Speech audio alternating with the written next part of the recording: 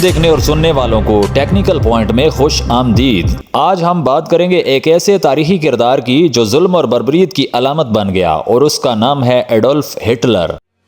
Adolf Hitler نے دوسری جنگ عظیم کے دوران لاکھوں بے گناہ لوگوں کو قتل کیا۔ اس کے ظلم و ستم نے دنیا بھر میں خوف و ہراس پھیلا دیا۔ ہٹلر کی سب سے بڑی بربریت اس کے حل نازی منصوبے میں دیکھی گئی، جس کے تحت اس نے لاکھوں یہودیوں، گوپ اور دیگر اقلیتوں کو قتل کیا۔ ہٹلر کے ظلم کا آغاز 1933 میں ہوا جب وہ جرمنی کے چانسلر بنے۔ اس کے بعد 1939 میں دوسری جنگ عظیم کا آغاز ہوا اور یہ جنگ ایک خوفناک دور میں تبدیل ہو گئی۔ اندازے کے مطابق ہٹلر کی ہلاکت خیزی کی وجہ سے تقریباً 6 ملین یہودیوں کی جانیں گئیں اور مجموعی طور پر تقریباً 11 ملین لوگ اس کی بربریت کا شکار ہوئے۔ ہٹلر کی سب سے بڑی بربریت اس کے حل نازی منصوبے میں دیکھی گئی، جس کے تحت اس نے لاکھوں یہودیوں، گوپ اور دیگر اقلیتوں کو قتل کیا۔ یہ تعداد نہ صرف انسانی تاریخ کی سب سے بڑی بربریت کی عکاسی کرتی ہے، بلکہ یہ ہمیں یاد دلاتی ہے کہ ہم سب کو انسانی حقوق اور عزت کے تحفظ کے لیے ہر ممکن اقدام اٹھانا ہوگا۔ آئیے ہم سب مل کر اس تاریخ سے سبق سیکھیں اور کبھی بھی ایسی بربریت کی اجازت نہ دیں۔ اب ہم جانیں گے ہٹلر کی بربریت کی وجوہات۔ ایک ایسا آدمی جس نے دنیا کو اپنے ظلم و ستم کی بنیاد پر ہلا کر رکھ دیا۔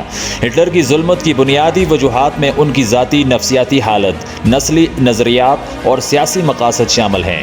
ہٹلر کی شخصیت میں موجود عدم تحفظ اور ذاتی ناکامیاں ان کی انتہا پسند نظریات کی بنیاد بنی۔ پہلی جنگ عظیم کے بعد جرمنی کی معیشت اور سیاسی حالت انتہائی خراب تھی۔ ہٹلر نے اس غیر مستحکم صورتحال کا فائدہ اٹھایا اور قوم پرستی، نسلی امتیاز اور انتہا پسند نظریات کو پروان چڑھایا۔ ان کا نظریہ تھا کہ آریائی نسل کو فوقیت حاصل ہے۔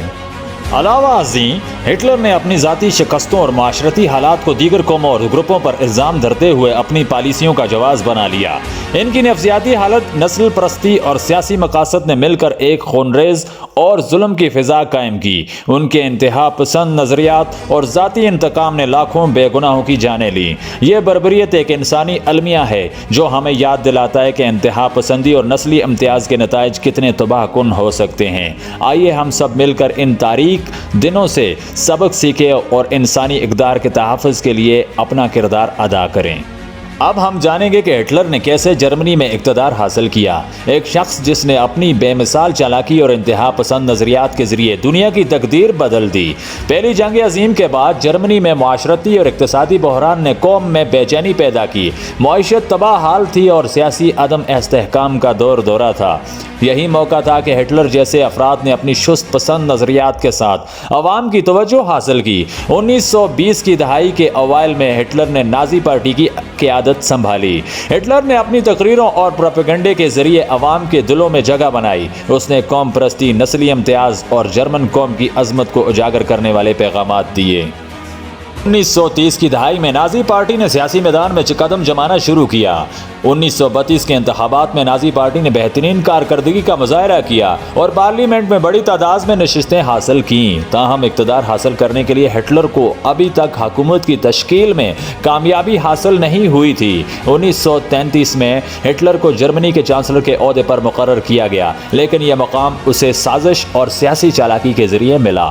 ہٹلر نے اپنی اقتدار کو مضبوط کرنے کے لیے مختلف اقدامات کیے۔ اس نے راہسٹاگ آگ لگانے کے واقعے کا فائدہ اٹھایا، جس نے اسے ہنگامی قوانین کے ذریعے اپنے مخالفین کو کچلنے کا موقع فراہم کیا۔